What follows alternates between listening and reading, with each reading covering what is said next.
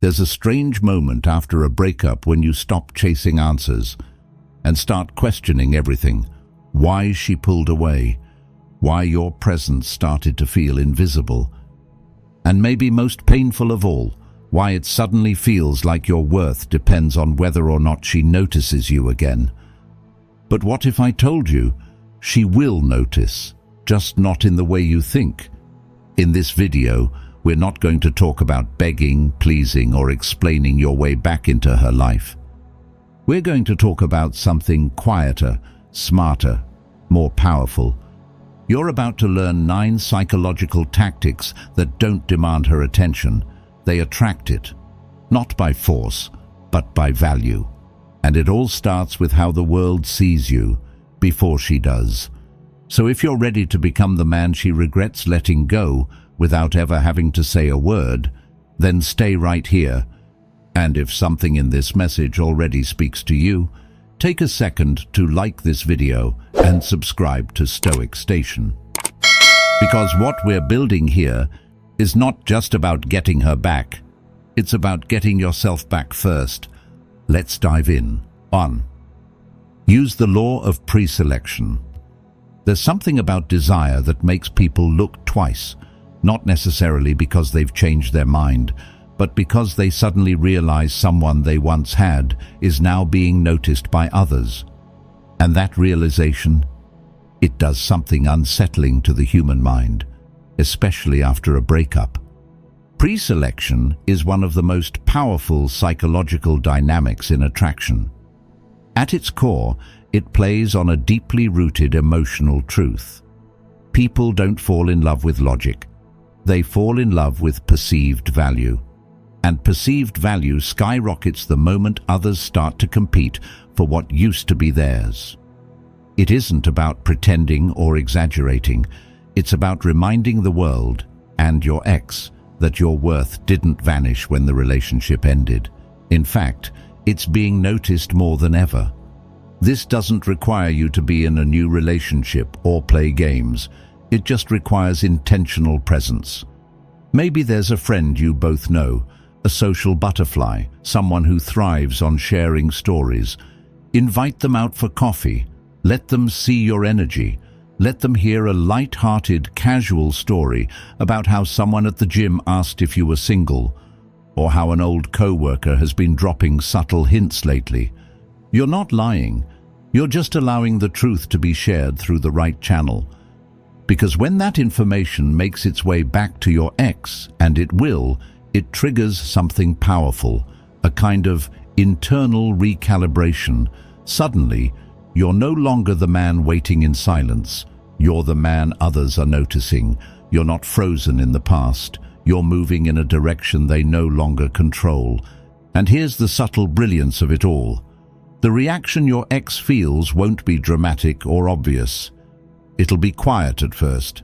A flicker of curiosity, a memory, a question. Wait, if others see something valuable in him, what did I miss? That's when doubt creeps in. That's when the certainty they once had about walking away starts to shake. And the more they see or hear that you're thriving, the more it stings. Not because you're trying to hurt them, but because you've become undeniable. And once your ex gets wind of how highly sought after you are, they're going to be second-guessing their decision to walk away. Not because you said anything, but because you didn't have to. The world is already speaking for you. 2. Create FOMO, fear of missing out. There's a quiet shift that happens when you stop proving you've moved on and actually start living like it. Not out of spite, not to provoke jealousy, but because you've realized that life continues, and so must you. And when that shift becomes visible, when your ex starts to see that movement, it creates something powerful, the fear of missing out. FOMO doesn't speak in words, it speaks in moments. A photo of you laughing with friends at a dinner they weren't invited to, a short clip of you hiking a mountain trail or sitting beside a campfire. These snapshots don't just show what you're doing, they whisper something deeper. I'm not frozen where you left me. I've expanded without you. And that subtle truth hits harder than any emotional message ever could. Because FOMO doesn't appeal to logic, it's emotional panic in disguise. It shows up as curiosity at first, a quick glance at your story, a scroll through your feed. Then it starts to settle in. They see your energy changing, your circle growing, your smile looking different, real, not forced. And suddenly they wonder if the version of you they left behind is long gone, replaced by someone they might not have access to anymore. You don't need to rent a yacht or book a trip to Bali. You just need to live vividly again. Not for them, but for the man you're becoming. And in doing so, you trigger a deeper kind of reaction, because once your ex sees how much fun you're having, you're going to induce massive amounts of FOMO inside their mind. They didn't think you'd move forward so easily, but you did. And that realization, it haunts them more than silence ever could. 3. Use jealousy to your advantage. Jealousy, when used with intention and emotional intelligence, isn't about stirring drama or seeking revenge. It's about touching a nerve that still remembers what it felt like to be close to you. It's about reactivating emotions that may have gone quiet, but never truly disappeared. And when done subtly, it becomes one of the most effective tools for reawakening desire. That's where the jealousy text comes in. After at least 30 days of no contact, time you've used to reset, rebuild, and recenter, you're finally in the right place to reinitiate a small ripple. This message isn't meant to be a grand gesture or a confession. It's meant to be light, casual, strategically vague. The power lies in what you don't say. You send something like, "Hey, what was the name of that Italian place we went to near the waterfront? I'm thinking of taking a friend there this weekend." No mention of who the friend is, no clarification on whether it's romantic, and you don't follow up. That's the key. You let it linger. Let their mind do the heavy lifting, because it will. Their thoughts will spiral, not because you pushed, but because you left a door open to the unknown. And uncertainty is where jealousy thrives. They'll wonder if you've moved on, if the connection you shared now belongs to someone else. And that quiet wondering can be far louder than any confrontation or pleading ever was. "I want to take a friend there tomorrow night." That phrase alone is psychological dynamite. It suggests that the places once sacred to the two of you are no longer frozen in memory. They're alive again, but with someone new. And that subtle shift stings. This isn't manipulation, it's clarity. It's you taking control of the narrative without needing to explain yourself. You're no longer chasing. You're creating space for their mind to chase the idea of you again, what was, what could have been, and what might already be slipping away. Jealousy, used wisely, doesn't say, "Look what you lost." It whispers, "You might be losing me right now." And that thought alone is often enough to pull them back in. 4. Focus on self-improvement. There's a version of you that once showed up with fire in his eyes, clear, grounded, and unshakable. But over time, distractions crept in. The comfort of the relationship dulled your edge. You stopped doing the things that used to make you feel alive. Maybe it was gradual, less time at the gym, more time explaining yourself, less purpose, more people-pleasing. And eventually the man she once admired started fading. Not because you weren't enough, but because you stopped being you. This is where self-improvement becomes more than a surface-level glow-up. It's not just about the physical changes, though those matter. It's about returning to the discipline you lost, the ambition you paused, the stillness you ignored. It starts with one small decision: to stop waiting for the past to fix itself and start building a future that demands your presence. Hit the gym, not because it makes you more dateable, but because it makes you feel powerful again. Wake up earlier, clean your space, eat like you respect your body. Get back to the style that once made you walk a little taller. These things aren't shallow. They're signals. They tell the world, and more importantly you, that you're not settling into sorrow. You're rising into something greater. And yes, your ex will notice. Not because you're trying to be noticed, but because true change radiates. It reaches them through whispers, mutual friends, updated photos, the quiet shift in your energy when you walk into the same room.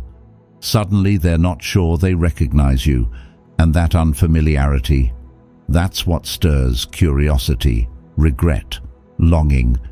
She thought she left the best version of you. Now she's realizing she only ever knew the draft, and you didn't evolve to prove anything to her.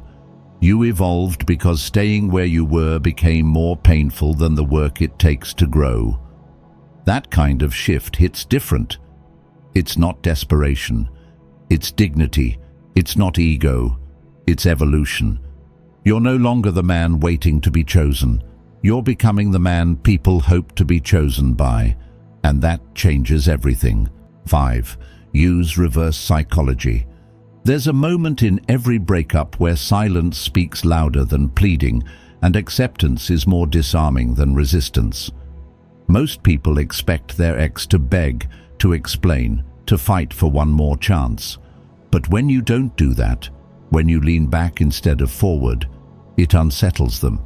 It forces them to look at the situation differently. That's the essence of reverse psychology.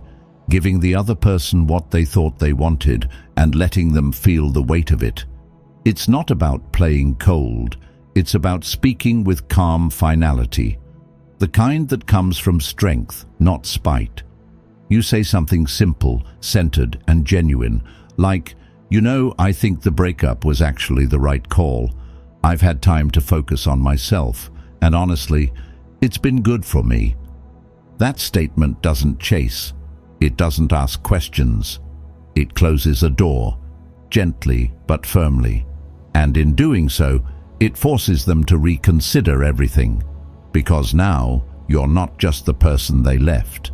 You're someone who's no longer emotionally dependent on their return, and that can trigger something they didn't expect: fear, doubt, curiosity, regret. Giving your ex this sense of loss can be enough to force them to start chasing you again like a dog on raw meat. Not because you played a trick, but because you created emotional contrast. They expected chaos. You gave them peace. They expected you to hold on. You let go. And in that unexpected stillness, they begin to feel something they weren't ready for: your absence. This is when the power shifts. When they realize the breakup didn't just affect you, it changed you. And what they're seeing now, it might be the version of you they needed all along, but no longer have easy access to. 6. Learn to say no. After a breakup, it's easy to fall into the trap of over-accommodation. You think that by being available, answering every message, agreeing to every last-minute invite, you're showing maturity, openness, maybe even love. But to your ex, it sends a different message: that you're still waiting, still hoping, still emotionally anchored to them. That's not strength. That's self-betrayal. Saying no doesn't make you cold. It makes you clear. When they reach out and ask to see you, check in with yourself. Does this move you forward, or does it pull you back into old patterns? If it doesn't serve your peace, your healing, your progress, say no. Simple phrases carry quiet power. Thanks, but I've already made plans. I can't today, that doesn't work for me right now. No over-explaining, no guilt, just boundaries. Because every time you say no to what doesn't serve you, you say yes to becoming the man you're meant to be. And that shift doesn't go unnoticed. Don't be surprised if your ex begins texting you more, feeling desperate to see you all the time. Why? Because people chase what feels scarce, what feels solid, what holds its own ground. You're no longer the guy standing at the emotional door, waiting to be let back in. You've walked away from the door, and now they're the ones wondering how to follow. 7. Always appear positive and happy. In the aftermath of a breakup, your emotional state becomes part of the message you send, whether you realize it or not. If your ex sees you collapsing under the weight of sadness, posting vague quotes, or venting to mutual friends, it only confirms what they already assume: that you're still stuck, still spiraling, still wishing things hadn't ended. And nothing is less attractive than emotional dependence disguised as vulnerability. But choosing happiness doesn't mean pretending you're unaffected. It means deciding not to give your pain the spotlight.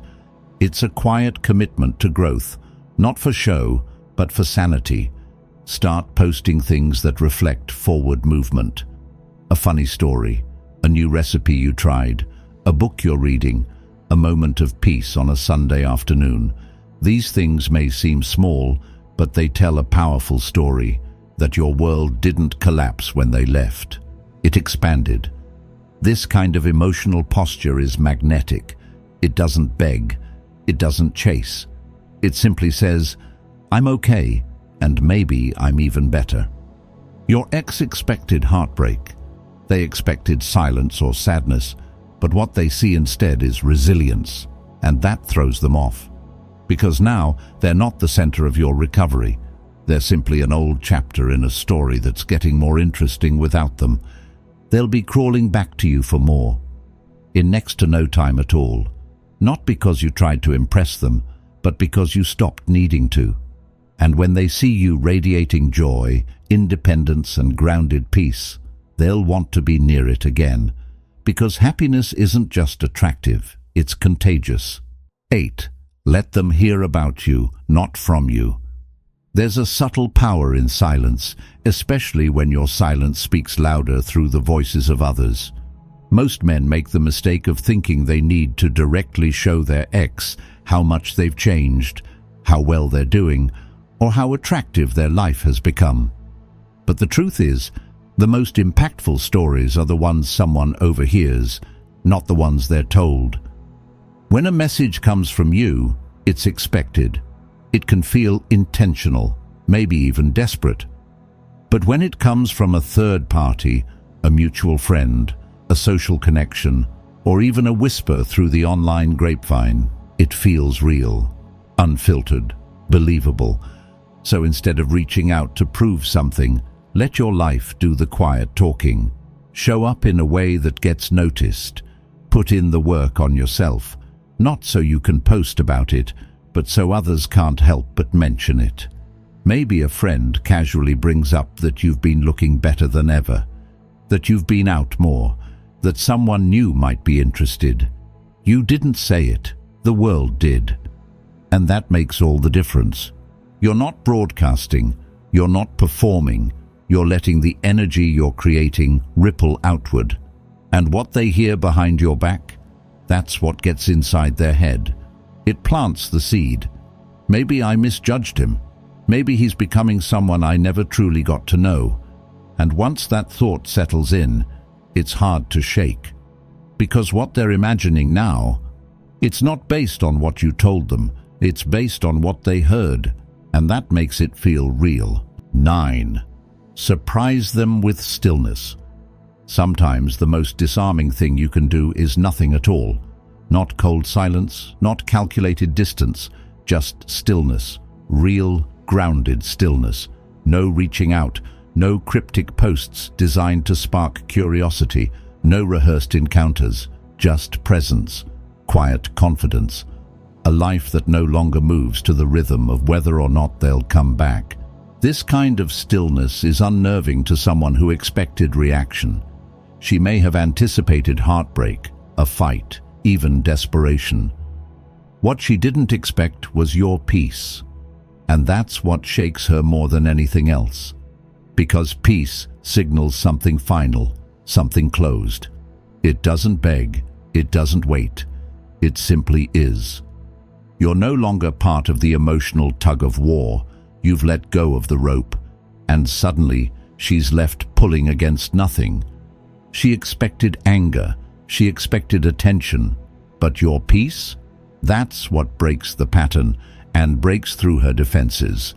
Stillness isn't passive, it's powerful. It tells her you're no longer living in reaction to her choices. You're building your life forward, quietly, strongly, without noise or drama. Let her feel that emptiness.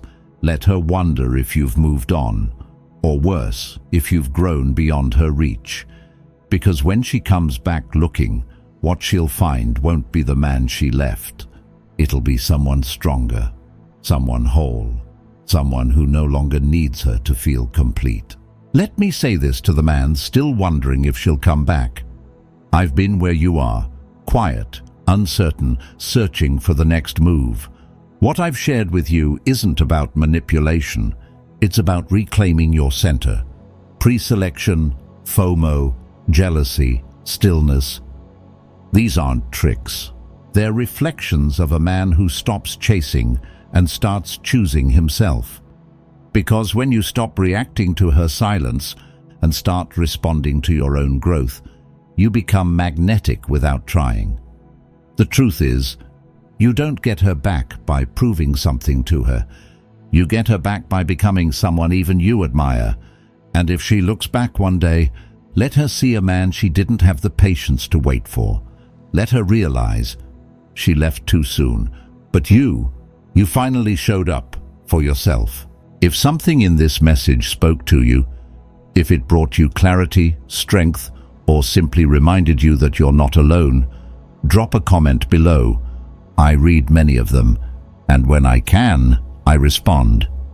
If you found value here, consider subscribing to Stoic Station and giving this video a like. It truly helps more men find their way back to themselves. I appreciate you. I'm glad you're here. Talk soon.